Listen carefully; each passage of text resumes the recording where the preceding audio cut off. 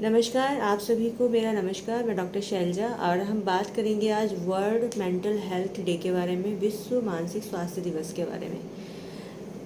हमारी जो बदलती लाइफ स्टाइल है उसके बीच में मेंटल हेल्थ एक बड़ी चुनौती बनती जा रही है और इसमें जुड़ी जो समस्याएं हैं जैसे कि स्ट्रेस हो गया, एंजाइटी हो गया, डिप्रेशन जिसको हम हिंदी में अवसाद कहते हैं, उसके मामले जो हैं बढ़ते जा रहे हैं।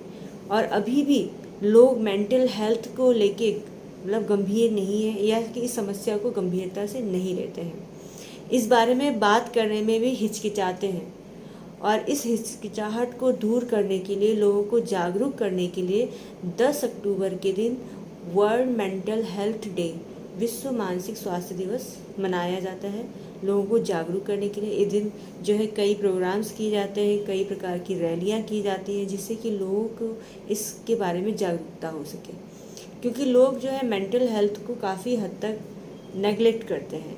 जैसे कोई भी इंसान उनके आसपास मेंटल एंजाइटी, डिप्रेशन, स्ट्रेस का होता है या फिर किसी को परेशानी होती है तो या तो उसको लोग पागल कह देते हैं या फिर उसको कहते हैं कि ये बहाना करता है और इस तरीके से उसको नेगलेक्ट करते हैं। तो इस दिवस के माध्यम से लोगों को जागरूक करना इस दिन को मनाने का उद्देश्य है। इसकी थीम बनाई जाती है हर साल और इस साल की थीम है mental health is a universal human right. मतलब यानी इसका मतलब है मानसिक स्वास्थ्य एक सार्वभौमिक मानव अधिकार है। ठीक है। आजकल तकरीबन 14% बच्चे, 14% जो बच्चे हैं वो अवसाद में जा रहे हैं। अब इसके लक्षण क्या हैं? छोटी छोटी बातों में बच्चे जिद करते हैं, चिड़चिड़े हो जाते हैं, गुस्सा करते हैं, माता पिता का कहना नहीं मानते हैं, स्लीप डिस्टर्बेंस होना, नींद नहीं आती है उनको प्रॉपर। कई बच्चे यहाँ पे आते हैं जो कहते हैं कि रात के 2-2 बजे तक उठे रहते हैं, सोते ही नहीं है, मोबाइल्स देखते रहते हैं। ये सब मेंटल हेल्थ की तरफ ही, मतलब मेंटल हेल्थ जो डिस्टर्ब हो रही है उसकी तरफ ही जा रहे हैं बच्चे। तो इस तरीके से जो बच्चे दिक्कत हो रही है लोगों को, तो उसमें क्या है, बच्चों को काउंसलिंग की ज़रूरत पड़ती है। बच्चे हों या बड़े हों, ये डिसऑर्डर्स जो है, ये बीमारियां जो है, मतलब देखा जाए तो मेंटल स्ट्रेस, एंजाइटी, घबराहट होना या फिर हम मेंटल डिसऑर्डर को एक बीमारी नहीं कहते हैं। ये एक तरीके का क्या है, स्थिति है, एक तरीके का स्थिति है जो कि बच्चों को, बड़ों को, सभी को अपना शिकार बना रही है। ठीक है। एनसीआरबी के अनुसार 2021 में 13,792 लोग जो थे उन्होंने मानसिक बीमारियों के कारण आत्महत्या करी। ठीक है। तो इतना बड़ा इसका बैड इफ़ेक्ट है, मगर फिर भी लोग इस पर ध्यान नहीं देते हैं। कई लोग, मैंने देखा है कि कई लोग होते हैं मेंटल हेल्थ का कोई, मतलब डिस्टर्बेंस का कोई पेशेंट होता है, उसको क्या करते हैं लोग, सड़कों पे छोड़ देते हैं। मानसिक विक्षिप्त, आपने भी कई बार देखा होगा, कहीं जा रहे हैं तो कई मानसिक विक्षिप्त लोग सड़क पे मिलते हैं, वो क्या करते हैं, घर से उनको निकाल देते हैं और वो यही ऐसे ही भटकते रहते हैं और कई परेशानियों से वो जूझते हैं। ठीक है। तो इसके बारे में हमें जानना और उसके प्रति जागरूक होना बहुत ज़रूरी है, क्योंकि हम अगर चाहें तो मेंटल हेल्थ से रिलेटेड जितनी परेशानियां हो रही हैं, जो लोग इससे जूझ रहे हैं, हम उनको सही काउंसलिंग दे के, उनका ट्रीटमेंट करके उनको ठीक कर सकते हैं, उनको एक प्रॉपर तरीके से उनकी लाइफ जीने के लायक बना सकते हैं। अब अगर मेंटल हेल्थ किसी को प्रॉब्लम है तो उसके क्या सिम्टम्स हो सकते हैं? जैसे सैडनेस, हर समय पेशेंट उदास रहेगा। लेस कंसंट्रेशन, वो किसी भी चीज़ में अपना मन नहीं लगा पाएगा, मतलब लैक ऑफ कंसंट्रेशन हो जाएगा। उसके साथ साथ ओवर थिंकिंग, पेशेंट हद से ज़्यादा सोचता है, ओवर थिंकिंग हो जाती है। प्रोलॉन्ग डिप्रेशन हो जाता है and apathy and excessive anger, बहुत ज़्यादा गुस्सा आना, पेशेंट गुस्से में बहुत ज़्यादा, एंगर जो है बहुत ज़्यादा होगा, एंग्जाइटी होगी, घबराहट होगी पेशेंट को, वायोलेंसी होगी उसके बिहेव में, वायोलेंट हो जाएगा बिहेवियर। ठीक है। और उसके साथ साथ thinking and talking about suicide, मतलब आत्महत्या करने की उसके अंदर इच्छाएं आएंगी, उसी के प्रति बात करेंगे कि मैं मर जाता हूँ, मैं यहाँ से कूद जाता हूँ, मुझे फांसी लगा लेनी चाहिए या मुझे जहर खा लेना। इस टाइप से पेशेंट के दिमाग में सुसाइड करने के थॉट्स आते हैं। एक्सट्रीम स्विंग ऑफ मूड, एकदम से उसका मूड बार बार चेंज होगा। और ऐसे पेशेंट जो होते हैं ज़्यादातर अल्कोहल या फिर ड्रग्स के शिकार भी होते हैं। तो ये भी है कि आजकल जो है, मैंने देखा है कि हम टनकपुर रहते हैं, यहाँ पे भी कई बच्चे ऐसे हैं जो कि ड्रग्स का शिकार हैं और उसकी वजह से भी वो डिप्रेसिव कंडीशन में मेंटल हेल्थ की तरफ, डिस्टर्ब मेंटल हेल्थ की तरफ जा रहे हैं। ठीक है, तो क्या क्या बीमारियां होती हैं, जैसे एंग्जाइटी डिसऑर्डर होता है जिसमें पैनिक डिसऑर्डर हो गया, फोबिया हो गया, एग्नोफोबिया हो गया। एग्नोफोबिया मतलब भीड़ भाड़ से डरेगा। जब पेशेंट, एग्नोफोबिया का पेशेंट भीड़ भाड़ में जाएगा तो घबरा जाएगा, सहम जाएगा, डर जाता है, उसे भीड़ भाड़ से डर लगेगा।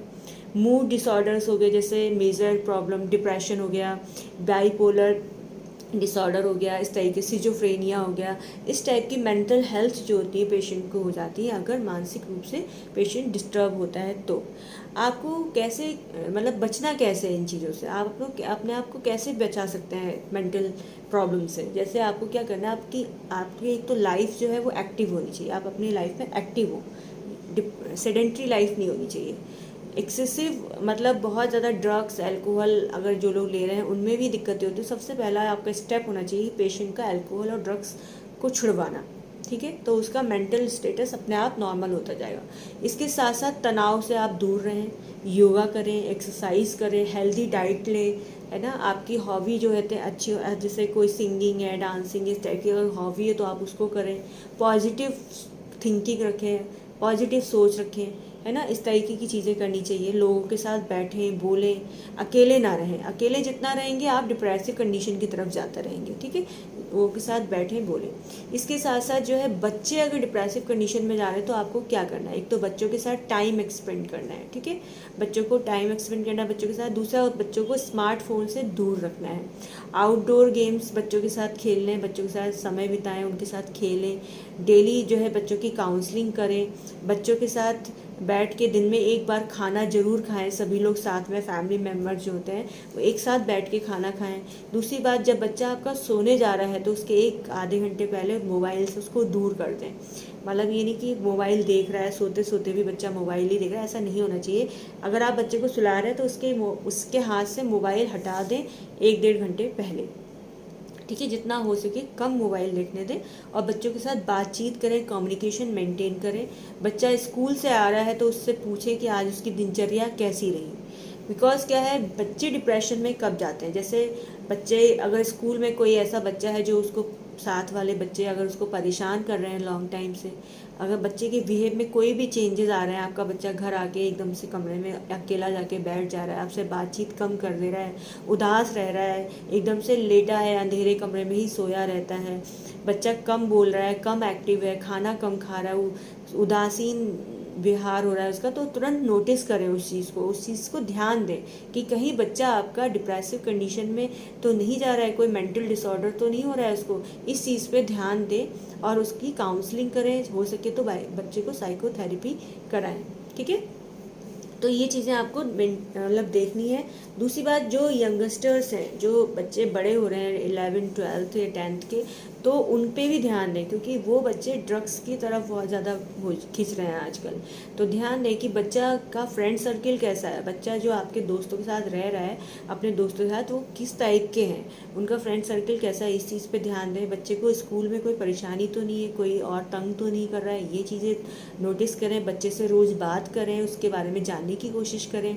अगर आपका बच्चा आपसे कुछ छुपा रहा है, आपके घर में आपको लग रहा है कि आपके घर से कुछ पैसे चोरी हो रहे हैं या कम हो रहे हैं, या फिर कुछ ऐसी चीज़ें हो रही हैं जो कि आपको संदेह वाली लगती है कि आपका बच्चा पहले ऐसे नहीं था, तो उस चीज़ पे तुरंत एक्शन लें और बच्चे को काउंसलिंग के लिए ले जाएं या काउंसलिंग करें उसकी। ठीक है, तो अगर आप इस तरीके से अलर्ट रहेंगे तो काफ़ी हद तक मेंटल हेल्थ जो प्रॉब्लम्स हैं उससे अपने बच्चे को बचा सकते हैं। इसके साथ साथ जो मेंटल हेल्थ की प्रॉब्लम्स होती हैं उनके लिए थेरेपीज़ होती हैं, जैसे कि बिहेवियर थेरेपी हो गया, कॉग्निटिव बिहेवियर थेरेपी हो गया, डांस थेरेपी होती है, और उसके साथ साथ आर्ट थेरेपी होती है, ड्रामा थेरेपी होती है, इस तरीके से साइको डायनेमिक थेरेपी होती हैं। ये सारी जो है थेरेपीज़ होती हैं। कपल थेरेपी होती है, बहुत सारी थेरेपीज़ होती हैं जो कि पेशेंट की, डिप्रेसिव पेशेंट की, एंग्जाइटी वाले पेशेंट की, जो मेंटल हेल्थ से रिलेटेड जिनका किसी को प्रॉब्लम हो रही है तो उनके लिए ये थेरेपीज़ की जाती हैं, जिससे कि पेशेंट को काफ़ी हद तक रिलीफ मिलता है और वो ठीक हो जाता है। मेन बात होती है, अगर कोई पेशेंट मेंटल हेल्थ से जूझ रहा है तो उसके लिए एक पॉजिटिव थिंकिंग, एक पॉजिटिव माहौल घर का, और अपने हैं घर वालों का जो मेंटल सपोर्ट होता है वो बहुत ज़रूरी होता है। तो इस तरीके से आप उन लोगों को हेल्प कर सकते हैं, उनको जागरूक करें और जो मेंटल हेल्थ के पेशेंट हैं उनको काउंसलिंग करें, उनको प्यार से समझाएं। उनको जैसे अब क्या होता है कि घर में कोई बच्चा है मेंटल हेल्थ से रिलेटेड है तो उसको लोग डांट के डपट के ऐसे सोचते हैं कि ये शैतान है या बहाना कर रहा है, इसको डांटते मारते हैं, तो उससे पेशेंट की कंडीशन और ज़्यादा बिगड़ जाती है। तो आपको ऐसा नहीं करना है, आपको उसको प्यार से समझाना है और जहाँ तक हो सके तो डॉक्टर की सलाह लें, डॉक्टर की हेल्प लें और परिवार में भी उसको पॉजिटिव माहौल दें।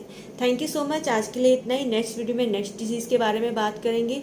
आई होप 10 अक्टूबर के दिन आप सभी लोग मेंटल हेल्थ से रिलेटेड जितने भी लोग परेशान हैं उनको आप जागरूक करेंगे, उनकी हेल्प करेंगे। Thank you so much.